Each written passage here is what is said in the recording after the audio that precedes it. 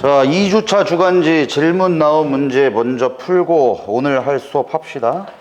질문 문제가 18번부터 뒤에 두 문제 더 있으니까 보자 한번. 자, 18번 보면은 가는 전선을 동반한 온대저기압이 통과하는 동안 그거 나오면은 그냥 일단 아무거나 우리나라 그린 다음에 온대저기압을 통과했으니까 어디든 뭐 그냥 그려 그냥. 네, 그리면은 뭐 관측소가 어디에 있겠지 아마 어딘지는 뭐 모르겠고 어쨌든 왼쪽이 한랭전선이고 오른쪽이 온난전선이다 하시고 그냥 문제 볼게. 그 관측한 기압과 기온을 나타낸 건데 나는 A와 B 시각에 관측한 풍향과 풍속을 기억과 니은으로 순서없이 줬다. 자, 우리 온대저기압 한번 복습 좀 합시다. 온대저기압의 왼쪽은 한랭전선, 오른쪽이 온난전선 유리되고 요 지역 A, B, C라고 할 때 당연히 시간이 지나면 얘가 전선면이 이렇게 올라갈 거기 때문에 어떤 관측소가 지금 C의 위치에 있다가 시간이 지나면 가운데로 끼게 될 거고 그 다음에 A까지 오겠지. 자, 여기서 풍향이 일단 어떻게 되느냐. 풍향 항상 여기 저기압의 중심이기 때문에 저기압은 반시계로 간다. 반, 시, 계 이렇게 그리면 돼요. 저기압의 중심에서 반시계 방향으로 그리면 요렇게 돼. 그래서 A 지역의 풍향은 시작점을 읽는 거니까 북서풍이다.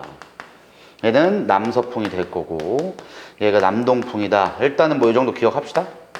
그 다음에 우리가 꼭 이제 기억해야 되는 것 중에 하나가 여기 C 지역의 위치에 있다가 시간이 지나게 되면 이거 한번 그려볼까?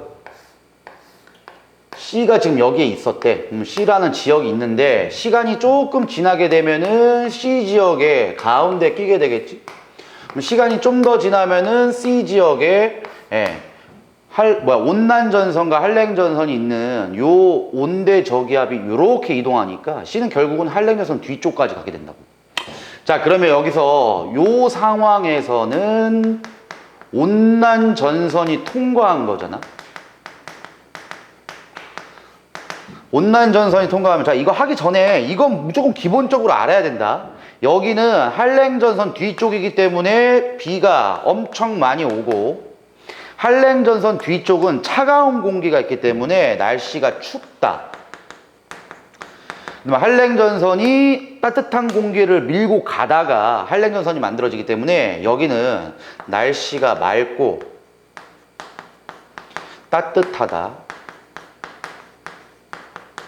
요 지점이 이제 따뜻한 공기가 찬 공기를 만날 때 생성되는 온난전선의 앞쪽이기 때문에 여기도 비가 오긴 오지. 대신에 여기는 소나기가 올 때 여기는 이슬비가 오죠. 그 다음에 여기도 춥다까지는 알아야 돼. 여기도 찬 공기 덩어리야. 이건 뭐 이제 기본적으로 아셔야 되고 요걸 꼭 기억해야 된다. 온난전선 통과할 때. 통과하게 되면은 제일 많이 너네가 이제 혼동하는 것 중에 하나가 기압 변화야. 기압 변화. 여기도 지금 기압이랑 기온이 나왔잖아. 그러니까 이건 너희들이 안다고. 기온은. 여기에 있다가 가운데 끼게 되는 상황이니까 날씨가 따뜻해진다. 기온은 높아져요. 여기까지는 알아야 되고. 그 다음에 여기서 일로 갈 때는 가운데 낀 상태에서 한랭전선이 통과한 거잖아. 한랭전선이 통과하게 되면은 당연히 기온은 낮아지게 되겠지. 차가워지니까. 여기서 이제 꼭 알아야 되는 게 기압이에요, 기압. 자, 이건 항상 이렇게 외우면 좋아. 저기압은 상승 기류가 생기잖아. 그러면 공기 덩어리가 올라가기 위해서는 따뜻해야 돼. 따뜻한 공기가 대류 현상 때문에 올라가니까. 즉, 따뜻한 공기 덩어리로 바뀐 순간엔 기압이 낮아진다는 거야. 오케이. 온난전선 통과하면 기압이 낮아집니다. 근데 여기는 이제 따뜻한 공기 덩어리가 있다가 한랭전선 통과하면 이렇게 바뀌기 때문에 차가운 공기는 무거워. 무거우면 아래로 내려가. 하강기류야. 하강기류면 고기압이잖아. 그래서 기압은 높아진다. 요렇게는 좀 정리 잘 합시다, 이거. 온난전선 통과하면 기압은 낮아지고 기온은 높아집니다. 한랭전선 통과하면 반대고. 자, 그러니까 지금 온대저기압이 통과했는데 지금 여기 상태에서 뭔가 바뀌었죠, 지금 그래프가. 그러니까 지금 바뀌게 된 요 시점에서 기압이 높아지고 기온은 낮아지거든.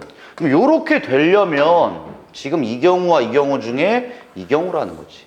기압이 높아지고 온도는 낮아지고. 즉 지금 현재 A라는 시간을 기점으로 아마도 한랭전선이 통과했다. 요렇게 일단은 생각을 하시는 게 제일 좋은 거야. 그럼 한랭전선이 통과하기 이전에는 요풍이 불었죠? 근데 한랭전선 통과한 이후로는 요풍이 불어야지. 한랭전선이 통과하면 여기 한랭전선 뒤쪽에 위치하니까. 그래서 남서풍이 먼저 불었고 남서풍이 얘잖아. 그럼 얘가 먼저 불었고 북서풍이 나중에 불었구나. 이렇게 이제 확인하는 게 가장 좋은 거예요. 자, 이 문제는 학교 내신에 완전 베스트 문제로 나옵니다. 이게. 이 내용을 알고 있니? 물어보기에 가장 적합하거든, 이게. 그래서 꼭 기억해야 돼. 요거랑 요걸. 요 상황을 문제에서 많이 줘요. 요런 상황을. 기억 봅시다. A 때 관측한 풍향과 풍속은 니은이래. A는 아직 통과하기 직전이잖아. 통과하기 직전이 얘죠. 그럼 니은 맞아요. B일 때 온난전선이 아니라 한랭전선이 통과하게 된 거고, 온대 저기압의 중심은 이 지역의 북쪽을 지나갔다. 다시 내가 분명히 이렇게 얘기했어. 저번 시간에도. 관측소가 여기 있대. 그럼 관측소가 있을 때 온대 저기압이 이런 식으로 통과할 수도 있는 것이고, 이런 식으로도 통과할 수 있잖아. 그렇잖아?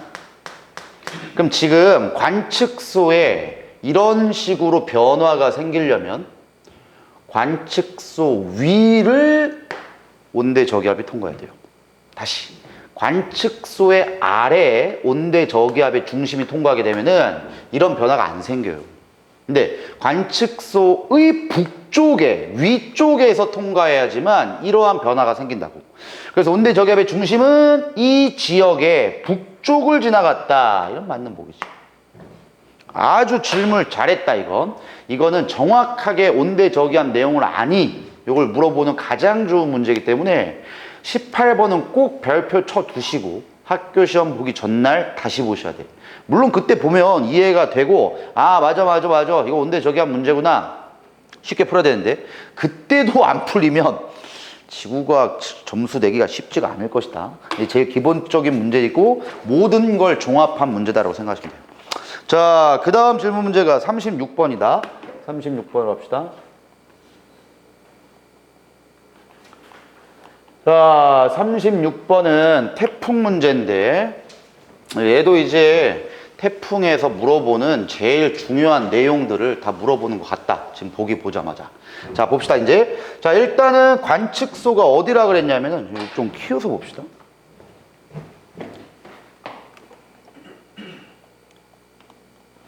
자, 지금 문제에서 뭐라고 했냐면은, 가와 나는 제주도에서 관측한 12시간 간격의 지상 일기도를 순서 없이 나타낸 것이다.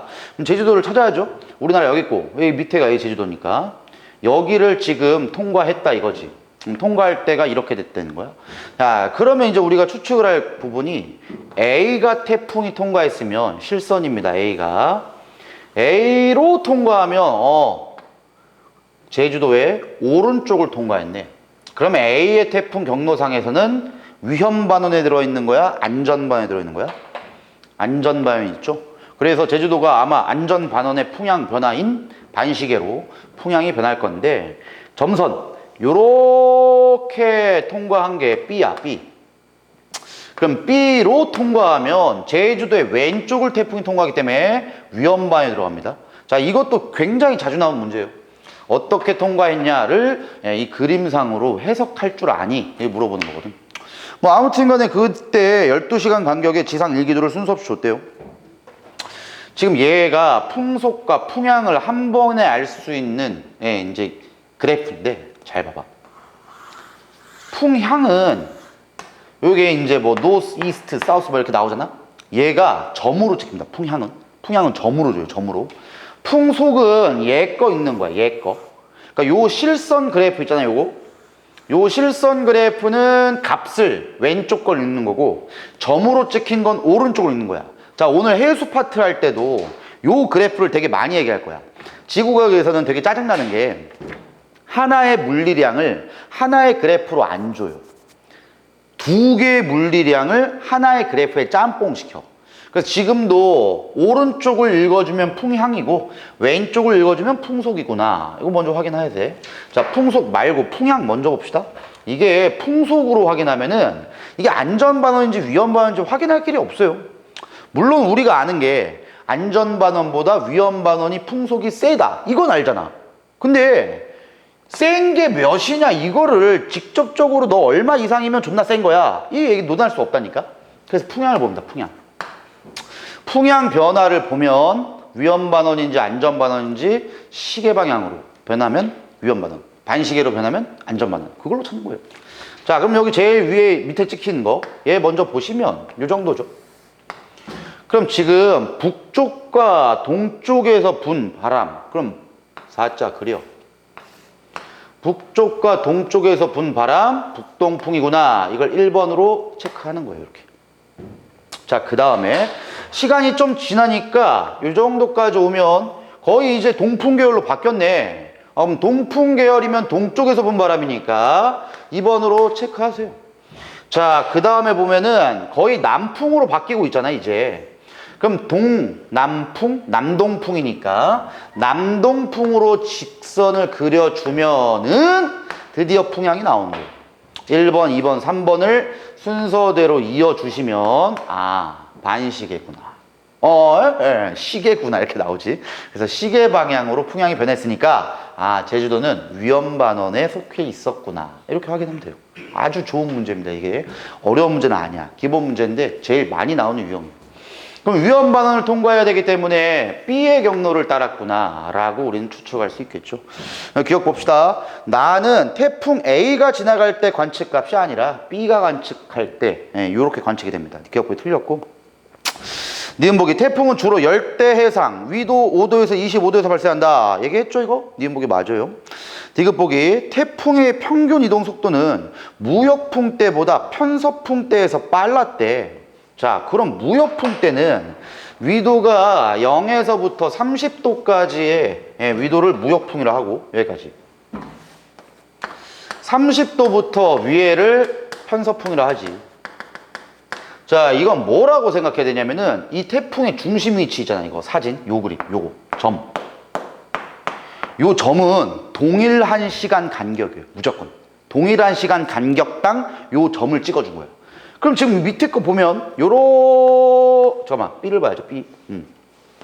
요렇게 찍혀 있다가 봐봐, 여긴 좀 빨랐다가 여기서 느려졌다는 거죠. 전향점 부분에서 무조건 느려져야 됩니다. 자, 그 다음에 태풍의 진행 속도가 굉장히 빨라졌다는 걸 얘기할 수 있는 거예요. 자, 이제는 명제를 외웁시다. 무조건 무역풍 때보단 편서풍 때가 빠릅니다. 자, 그 다음에 쌤 왜라고 얘기하면 이렇게 얘기해 줄게. 일단 태풍은 편서풍 때로 넘어오면서 세력이 급격히 약해지니 강해지니? 위로 올라오면 올라올수록 약해져. 자, 다시 한번 얘기해 줄게. 세력이 약해진다는 거는 중심기압이 낮아진다는 거야, 높아진다는 거야? 세력이 약해진다는 건 중심기압이 높아진다는 거예요. 저기압이, 즉 기압이 낮을수록 세력이 강한 거야. 그러면 태풍이 올라오다 보면은 여긴 열대 해상이란 말이야. 근데 여기는 이제 더 이상 열대라고 하긴 힘들어. 온대 해상이야. 위도 30도 넘어가면. 그럼 당연히 수증기의 공급량이 줍니다. 수증기 증발이 많이 안 되니까, 여기보단. 그러니까 수증기를 많이 공급받지 못하니까 세력이 약해지는 거예요. 자, 두 번째, 여긴 다 바다잖아. 근데 저번 시대에 얘기했지만 육지를 좀 지나게 되면은 그래도 육지와의 마찰 때문에 세력이 또 약해져요. 자, 마지막 세 번째, 이건 좀 물리적으로 확인하는 게 되게 좋은데, 태풍이, 너네 이런 생각해봐. 여기 가만히 있다고 진짜 가만히 있으면은 열대 해상에 가만히 있을 때는 계속 수증기를 공급받는다. 근데 그 태풍의 에너지가 좀 있겠지. 그 에너지를 이용해서 움직이는 거예요. 다시, 자동차도 있잖아. 느리게 갈 때보단 빨리 갈 때 연료 소모를 많이 하지 않냐? 에너지를 많이 쓴다는 거야. 태풍도 마찬가지야. 태풍도 느리게 움직일 때는 자기의 에너지를 많이 안 써요. 근데 빨리 움직일 때는 자기의 에너지를 그만큼 많이 써야 되는 거야. 그러니까 여기서는 좀 최대한 빨리 움직이기 때문에 자기의 에너지를 다 소비해버려. 그러니까 남은 에너지가 별로 없겠지. 그러니까 소멸한다라고 하면 돼요. 그러니까 원리가 하나가 아니야. 태풍이 세력이 약해지다가 소멸하는 이유가 지금 내가 얘기했던 여러 가지가 다 될 수 있어요. 첫 번째, 올라오게 되면은 열대 해상이 아니기 때문에 수증기의 공급량이 줄어들어서 세력이 약해진다. 두 번째, 육지를 지나게 될 수밖에 없기 때문에 육지와의 마찰 때문에 에너지를 잃어버려서 세력이 약해진다. 마지막, 속도가 빨라진다는 거는 태풍 자체가 갖고 있던 에너지원을 소비하기 때문에 세력이 더 약해진다. 이러면서 소멸합니다. 자, 아무튼 디귿보기는 이렇게 명제로 외웁시다. 무역풍 때보단 편서풍 때가 그냥 빨라요. 근데 90% 이상은 이 보기 자체가 맞아. 그냥 맞는 보기야. 근데 간혹 가다가 이게 틀릴 보기가 나와요. 자, 이럴 경우는 항상 이렇게 이 점을 보고 푸는 거예요. 이 점을 보고. 이게 동일한 시간에 찍어준 거기 때문에 여기보다는 여기가 간격이 넓다? 아, 속도가 빠르구나. 이렇게 확인하고 푸는 게 제일 좋습니다. 일단 암기할 건 암기하시되 문제마다 약간씩 문제 트릭을 주는 문제들이 나오기 때문에 정확하게 풀려면 이 점으로 찍어서 보이는 걸로 푸는 게 제일 좋아요. 자, 넘어갑시다. 마지막 질문 문제 39번이에요.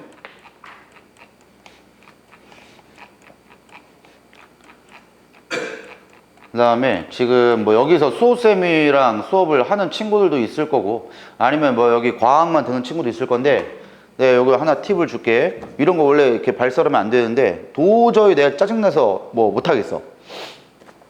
이 빔이 이게 안 좋거든 이게. 이게 해상도가 떨어지니까 이게 안 보이는 거야. 근데 이제 이노쌤 강의실에서 혹시 수업하는 친구들 있으면 알 거야. 거긴 빔이 좋아. 그럼 왜 수호쌤 방은 안 바꿔주고 이노쌤 방만 바꿔주는 거야? 이노쌤을 학원에서 좋아하는 거야? 그런 건 아니겠지. 그 빔이 망가졌어. 망가지면 고쳐줘, 바꿔줘. 그래서 너희들은 이 빔이 마음에 안 들면은 아무도 보지 않을 때 여기 문 안 잠겼거든. 부셔버려. 제발 부셔줘, 제발 진짜. 난 도저히 못 보아주겠다 진짜. 너네 그 생명이나 그 다음에 화학 들을 때 607호에서 보잖아. 그 빔이 존나 선명한 빔이야. 그게 존나 좋은 빔이거든. 그런 걸 써야지. 누군가 영상을 듣고 있으니까 아무나 와서 좀 부셔라 여기. 진짜 부시면 바꿔준다니까 부셔야겠어. 자, 아무튼 39번 봅시다. 자, 그래서 영상 보면 잘 빔이 안 보일 건데 어쩔 수가 없어요. 이거 최대로 확대해도 이 정도니까 영상 보시는 분들은 주간지 피고 같이 보는 게 좋을 거다. 자, 39번에 가는 어느 날 우리나라 주변에 지상 일기도를 줬다. 자, 가를 딱 보니까 태풍이 여기 있네. 우리나라 아래쪽에 태풍이 발달해 있는 게 보입니다. 그 다음에 나는 이날 제주도 부분으로 북상 중인 태풍의 진로와 이날 이후의 진행 경로 A와 B를 나타낸 것이다. 아까 문제랑 비슷하죠? 지금 여기까지 왔어. 근데 여기를 지날 거냐 여기를 지날 거냐에 따라서 관측소 P가 가운데 꼈습니다. 자, 아까 문제랑 똑같죠? A로 진행하게 될 경우에는 태풍 진행의 오른쪽에 관측소가 있기 때문에 위험 반응에 들어가고 B로 진행하면 안전 반응이 있겠지. 자, 기억 봅시다. 그냥 현재 P지역에는 남풍 계열의 바람이 불고 있대. 현재 P지역이에요. 현재 여기. 야, 그러면 쌤 이거는 뭐 배운 적이 없잖아요. 아까 온대저기압은 뭐 반시계라고도 배웠죠. 그럼 태풍은 어떻게 풀어요? 자, 태풍은 자체가 저기압 덩어리예요. 열대 저기압. 다시 저기압은 무조건 북반구 기준 시계 방향으로 불어. 뭐 태풍 저기압은 무조건 불어 나가죠. 그럼 시계 방향으로 불어 들어와야 돼. 불어 들어와야 돼. 반시계로 불어 들어와야 돼. 항상 내가 한 개만 외웠지 헷갈리니까 고기압 시계만 외우세요. 저기압은 반시계야. 시계 방향이 이쪽이니까 반시계면 이쪽인데 불어 들어와야 되면 요렇게 불어 들어와야 된다. 요 정도까지는 생각하시고 문제를 보면 지금 P가 문제상에 어디에 있냐면 여기에 있어요. 뭐 정확하게 북쪽은 아니겠지만 그래도 결국은 P 지역은 북풍 계열의 바람이 부는 거죠. 북풍 계열의 바람. 북풍이다. 이건 뭐 몰라. 이건 모르는데 북풍 계열, 남풍 계열은 아니잖아. 위에서 밑으로 내려와야 되니까. 북풍 계열이기 때문에 기억 보기엔 틀립니다. 이게. 남풍 계열은 안 돼요. 님 보기. P 지점의 풍속은 태풍이 B보다 A 경로로 이동할 때 더 크대. 자, 이건 맞죠? 왜? B로 진행할 때는 안전반원인데 A로 진행할 때 위험반원이잖아. 그래서 A로 진행할 때가 더 풍속이 셉니다. 그래서 니은 보기는 맞고, 디귿 보기. 이날 이후에 북태평양 기단의 세력이 현재보다 약해지면, 북태평양이 여기잖아. 항상 우리는 태풍이 여름철에 북태평양 고기압의 영향 때문에 진행 경로가 좀 꺾인다고 아시면 돼요. 그럼 봐봐. 얘 어차피 고기압이야, 고기압. 그럼 얘 세력이 강하다는 거는 이 세계가 세다는 거예요. 그러니까 얘가 세력이 강하다는 거는 요 바람이 세게 부니까 A 쪽으로 진행할 가능성이 커지겠냐? B 쪽으로 진행할 가능성이 커지겠냐?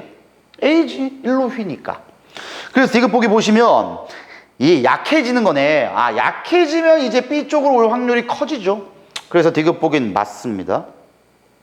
리을 보기. 태풍의 세력은 이날보다 P 지역 근처를 지날 때 더욱 강해질 것이다. 태풍이 P 지역을 지난대. 그럼 이놈아가 여기까지 왔다는 거 아니야? A든 B든 여기까지 왔다는 거예요. 자, 두 가지로 풀어야 돼. 첫 번째, 원래 지금 현재 값보다 P 지역은 위입니다. 위도가 높으면 무조건 세력이 약해집니다. 전향점 이후, 위도 30도 이후부터는 무조건 약해져. 두 번째, 여긴 그래도 바다야. 육지라니까 여기는. 육지와의 마찰 때문에 세력이 급격히 약해져요. 그래서 리을 보기는 틀립니다. P 지역 근처를 지날 때는 더욱 약해질 것이다 라고 해야 돼. 답이 니은 디귿이에요. 자, 가장 일반적인 문제니까 잘 해석해서 푸세요. 자, 오늘은 이제 태풍 끝났으니까 태풍 다음에 주요 악기상이라는 게 있거든. 근데 주요 악기상은 뭐 어려운 게 없고 그냥 암기 위주인데 그래도 내가 한 개 해야 되는 게 있어서 그 하나만 하고 바로 해수 파트로 넘어갑시다. 완자 있으신 분들은 보시고 없으시면 그냥 칠판 보시면 돼. 자, 완자 있는 사람들은 144페이지 보면 돼. 자, 우리 지금 오늘 배워야 되는 첫 번째가 주요 악기상이라고 하거든. 주요 악기상이라는 게 뭔 뜻이냐면은 우리 인간들에게 영향을 주는 또는 우리 나라에 영향을 주는 여러 가지 기상 이변, 이걸 악기상이라 합니다. 그러니까 우리가 알고 있는 뭐 일반적인 상황 말고 비가 엄청나게 많이 와가지고 뭐 홍수가 내린다, 아니면 눈이 엄청 많이 와가지고 피해를 입는다, 이런 게 이제 주요 악기상이라고 해요. 그러면 우리가 알고 있는 여름철, 우리나라는 1년의 강수량 중에 거의 50%가 여름철에 다 내립니다. 그러니까 이제 집중호우 같은 게 올 수 있고, 집중호우가 오면은 나라의 기상청에서 야, 지금 보니까 야, 경기도 파주에 비가 존나 온다.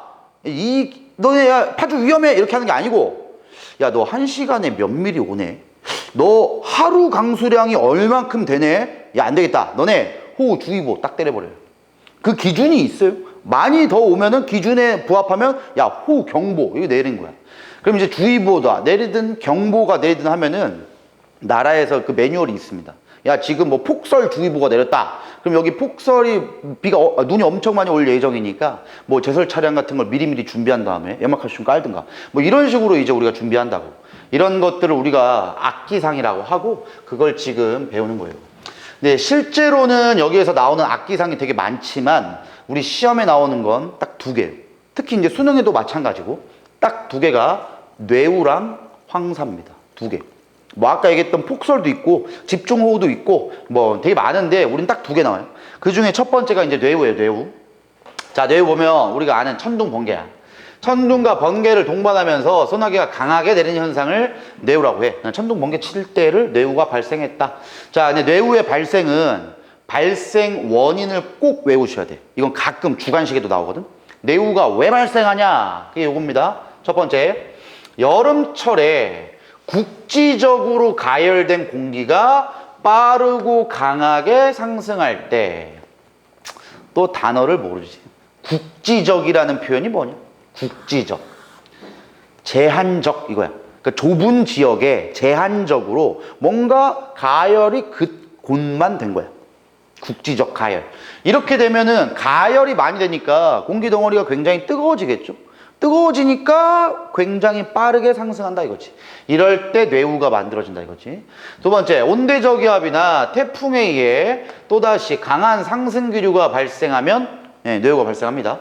우리가 아는 것처럼 온대저기압에 온난전선의 앞쪽은 우리 뇌우 같은 거 잘 안 나와요. 왜? 구름이 굉장히 얇은 치근형 구름이 많이 나오니까. 대신에 한랭전선 뒤쪽에 굉장히 많은 소나기 같은 게 올 수 있잖아. 그때 이제 뇌우가 발생할 수 있다라는 겁니다. 여기 태풍은 당연하겠고, 그 다음에 한랭전선, 지금 얘기한 거죠? 한랭전선 뒤쪽에 찬 공기 위로 따뜻한 공기가 빠르게 상승할 때, 그러니까 결국은 거의 대부분 공기가 빠르게 상승해야 뇌우가 발생할 가능성이 높아요. 자, 그 다음에 뇌우의 발생 보시면 매우 불안정한 대기에서 형성된 뇌운에서 주로 발생하며 구름과 구름 사이 또는 구름과 지면 사이에 생기는 강한 방전, 이걸 내는 학교는 여태까지 내가 잘 못 봤는데 실제 과정이 이래요. 자, 봐봐. 구름이 일단 단계 외우셔야 돼. 이거 무조건 시험에 나오는 거야. 단계는 첫 번째 저군 단계, 두 번째 성숙 단계, 세 번째 소멸 단계가 있는데, 자, 기류를 봐. 기류. 저군 단계는 그냥 상승만 합니다. 성숙 단계는 상승 기류와 하강 기류가 같이 있어요. 상승과 하강 같이. 소멸 단계는 하강만 있어. 이 중에 뇌우는 한 번만 나와요. 여기만 나옵니다. 성숙 단계에서만 뇌우가 나와. 꼭 외워야. 상승 기류만 있을 때는 저군 단계, 상승과 하강이 같이 있을 때가 성숙 단계고, 이때만 뇌우가 발생한다. 소멸 단계는 하강 기류만 있고 뇌우는 없어요. 자, 원리는 원래 이래. 구름이 굉장히 두껍게 만들어진 때가 저군 단계, 빠른 상승 기류. 그러면 요 구름이 쭉 위로 올라갈 때 이쪽과 이쪽의 전하가 대전이 됩니다, 이게. 자, 이게 너네들이 이해하기는 조금 힘들어. 근데 구름이라고 얘기하는 요게 약간의 양전하를 띄어요. 근데 지면은 약간의 음전하가 되거든. 근데 뇌우가 발생하면서 이렇게 구름이 두껍게 만들어지기 때문에 여기 덩어리가 굉장히 커지면서 하나의 전하로 좀 유지가 되거든. 야, 그러면 플러스와 마이너스끼리는 어떤 힘이니? 인력이 있잖아. 붙으려고 해. 근데 실제적으로 일로 붙을 수는 없어요. 그래서 그 붙으려는 힘 때문에 뇌우가 발생하는 겁니다. 이 붙으려는 힘 때문에. 그래서 원래는 정전기 유도 현상이다, 이렇게도 불러요. 근데 이게 방전 효과다라고 해도 되지.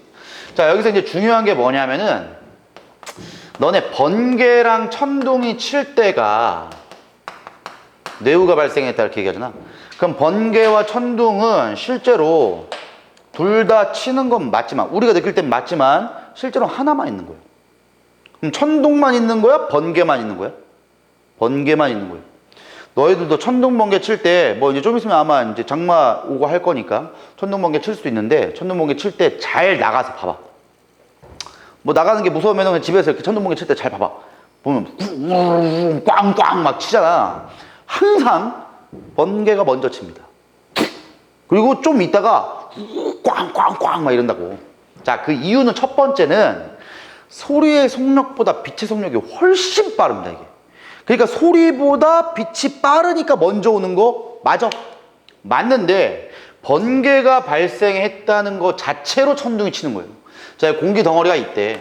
근데 방전 때문에 번개가 쳤어. 그러면 어마어마하게 에너지가 높아집니다, 이 공기 덩어리가. 그러면 엄청난 에너지를 공기 덩어리가 받은 거나 관계가 없어요. 그만큼 존나 빨리 팽창하는 거야. 공기 덩어리가 빡 늘어나는 거야. 이 빡 하는 소리가 천둥이에요.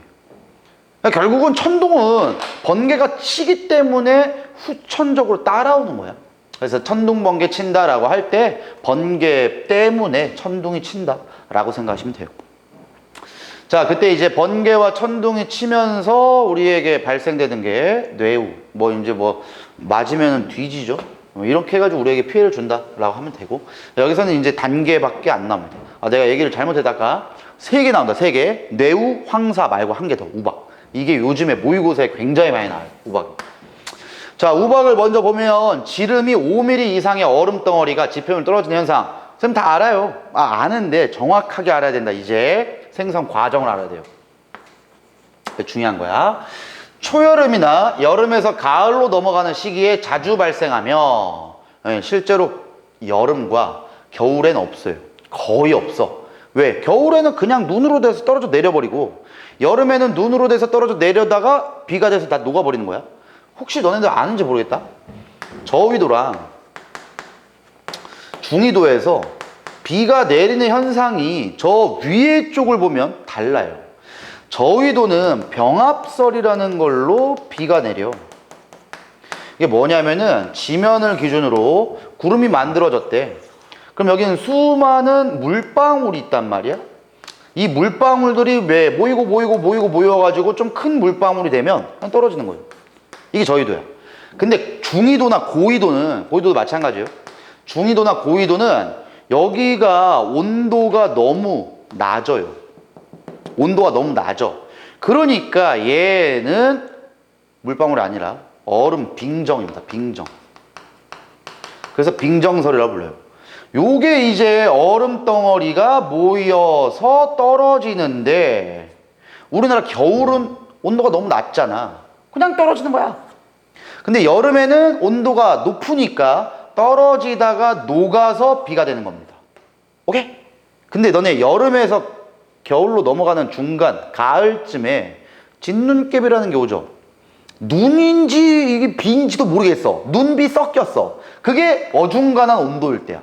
약간 녹은 거야. 그냥 눈 내리다가 이게 이제 진눈깨비 오는 거고. 이 우리나라 지역은 이게 중위도다 이거야. 그래서 지금도 우리나라 지역에서 만들어지는 이 우박을 얘기하기 때문에 여기 위에 보면 얼음핵이 있어요. 저위도는 얼음핵이 없어. 위에도 온도가 높거든.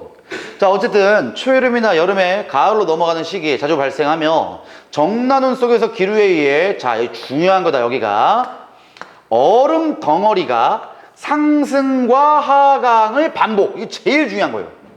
얼음 덩어리가 상승과 하강을 반복. 그래서 실제 우박을 단면을 잘라보면요, 우박의 단면이 층이 져 있어. 층. 그래서 1층, 2층, 3층 이런 식으로 층층층 된 이유가 한 번 왕복할 때 한 층이 생겨요.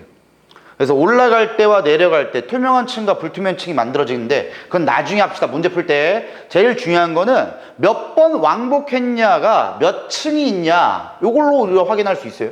그래서 한 번만 왕복하는 게 아니라 왔다가 갔다가 왔다가 갔다가 상승과 하강을 반복하면서 이 얼음 핵 주변에 몰려듭니다. 그래서 이 얼음 핵 덩어리, 얼음 덩어리가 상승과 하강을 반복하면서 큰 얼음 덩어리로 성장하며 무거워지면 중력에 의해 지표에 떨어지는 현상이 우박이라 해요. 그래서 여기서 나오는 가장 첫 번째 문제는 이 얼음 핵 주변으로 빙정이 몰려든다. 표현 꼭 기억하시고, 그 다음에 상승과 하강을 반복하면서 우박이 만들어지고, 몇 번 상승 하강했냐를 이 층이 몇 층으로 구성되냐, 이걸로도 얘기할 수 있다는 겁니다. 이거 방학 때도 내가 한번 했기 때문에 두 번째 듣는 친구들은 아마 좀 이해가 잘 될 건데요. 자, 요 정도 기억합시다. 자, 그 다음에 뭐 국지성 후, 집중호우. 자, 이건 내신 들어갈 때 한번 할 거야. 지금은 안 해요. 그냥 암기하면 돼요. 자, 그 다음에 우리 아는 것처럼 비가 많이 올 경우도 있지만 눈이 많이 올 수도 있기 때문에 눈이 많이 올 때를 폭설이라 하죠. 그래서 짧은 시간 동안 많은 양의 눈이 내리는 현상을 폭설을 한다. 됐고요. 황사가 중요합니다. 황사. 세 가지. 뇌우, 우박, 황사. 자, 일단 황사는 우리 중국 이 새끼들, 몽골 새끼들, 여기에 사막에서 주로 유래가 되죠. 그래서 이 사막에서 편서풍을 따라서 이렇게 내려옵니다. 그러면서 우리나라에 영향을 많이 주고, 실제로 황사가 영향을 제일 많이 줄 때가 언제냐? 당연히 중국에 뭔가 고기압이 형성됐을 때예요. 자, 이걸 뭐 이동성 고기압이라고도 하지만, 자, 우리 시베리아 기단은 겨울철에 영향을 많이 주는 대표적인 고기압이고, 정체성 고기압. 북태평양 고기압도 한여름에 굉장히 영향을 많이 주는 정체성 고기압인데, 요 양쯔강 기단이라는 게 있었죠. 요 양쯔강 기단은 계속적으로 영향을 주진 않아요. 그래서 이제 정체성 고기압이다라고는 얘기하진 않아. 근데 여기가 고기압일 때가 중요한 게, 자, 일단 고기압은 바람이 불어 나가는 거야? 불어 들어오는 거야? 고기압은 나가. 그래서 여기서 불어 나가야 한국으로 오겠죠. 그러니까 중국 쪽에 고기압이 형성돼 있어야 돼. 두 번째, 중국에 고기압이 형성되어 있을 때와 우리나라에 고기압이 형성되어 있을 때와 차이점이 좀 있습니다. 자, 여기에서 고기압이 형성되어 있으면 그냥 다이렉트로 날려주면 땡이야. 근데 문제가 뭐냐면은 여기도 고기압이 형성될 수 있지만 우리나라가 고기압일 수도 있어요.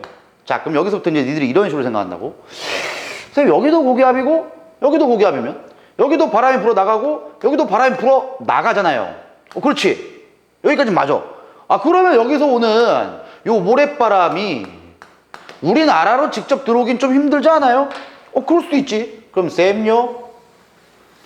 요 짱깨 지역이 고기압이고 우리나라가 저기압이고 이렇게 되면요, 그냥 들어오니까 다이렉트로 피해를 받아버리면 영향을 제일 많이 받잖아요.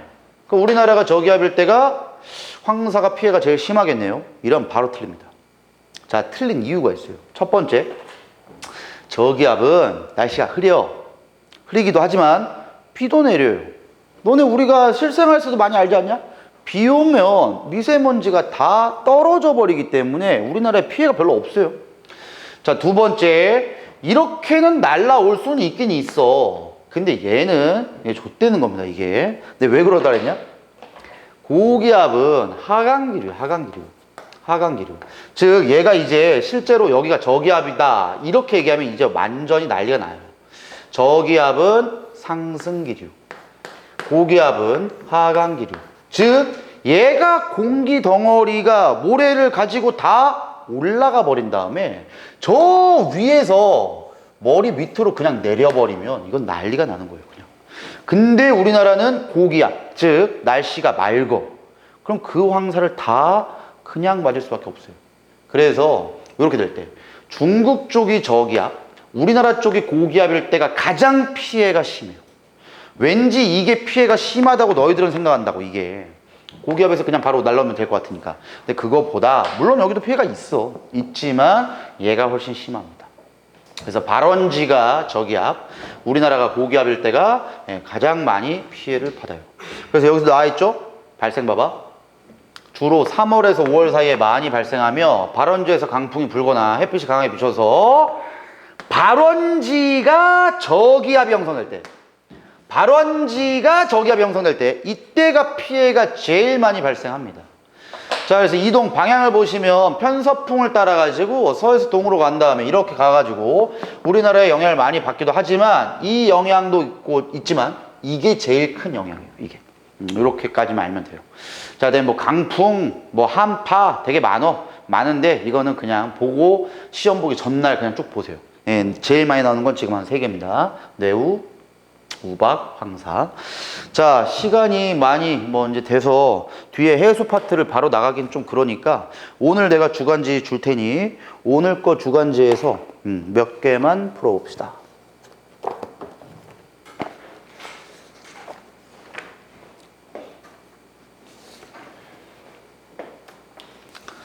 (3주차) 주간지 악기상에 있는 거 하나 풀어볼게. 자, 일단은 4페이지와 5페이지에 있는 16번, 17번 두 문제 한번 풉시다. 16번, 17번.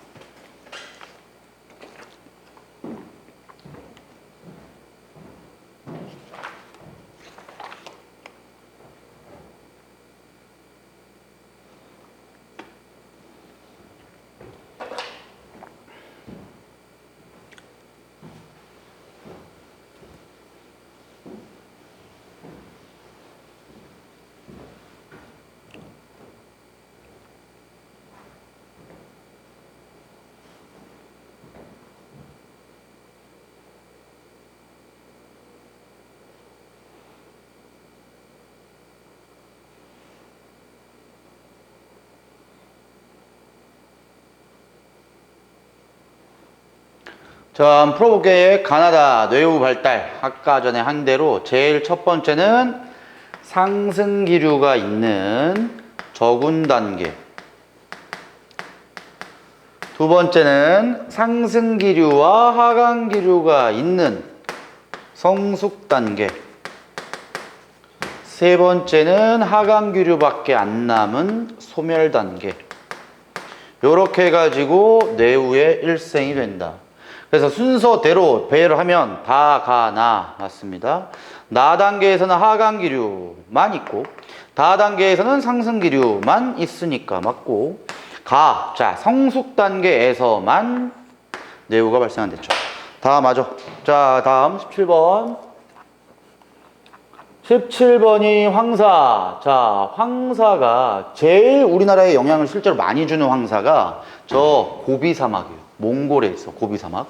이 사막에서 우리나라로 굉장히 많은 영향을 줍니다. 자, 아무튼 기억 볼게. 중국과 몽골의 사막화가 진행될수록 우리나라에 황사가 자주 발생할 것이다. 사막이 많이 만들어지면 당연히 황사가 많이 나오죠. 내이멍구온에 저기압이 형성되고 내이멍구온이 뭐 몰라, 여기야. 여기 저기압이래. 그 다음 1일 후에 우리나라의 고기압. 아, 이거 내가 아까 얘기한 거네. 상승기류 생겨서 넘어와가지고 때려 박으면 망이야. 굉장히 피해가 심각합니다. 니은 보기 맞아요. 디귿 보기. 중국과 몽골 지역의 겨울철 강수량이 적을수록, 야 지금 여기에 강수량이 적대. 그때 우리나라에서는 봄철에 황사가 자주 발생한다. 자, 이건 이런 식으로 이해하면 좋아. 겨울철에 중국의 여러 가지 사막 지역에 강수량이 많아. 또는 강수량이 적어. 겨울이. 이걸 연계해가지고 우리나라의 봄철에 황사가 얼마나 많이 나오냐 안 나오냐 이걸 연계하래. 그럼 봐봐라. 일단 너네 연 강수량이라는 거는 어느 정도 정해져 있는 거예요. 야, 우리나라 지역도 1년에 내리는 비의 양이 어느 정도는 정해져 있어. 근데 뭐 물론 다른 현상 때문에 좀 더 많이 내올 수도 있고 좀 적게 올 수도 있지만 어느 정도는 정해져 있단 말이야. 지금 문제에서 뭘 줬냐면은 중국의 겨울철에 강수량이 적대.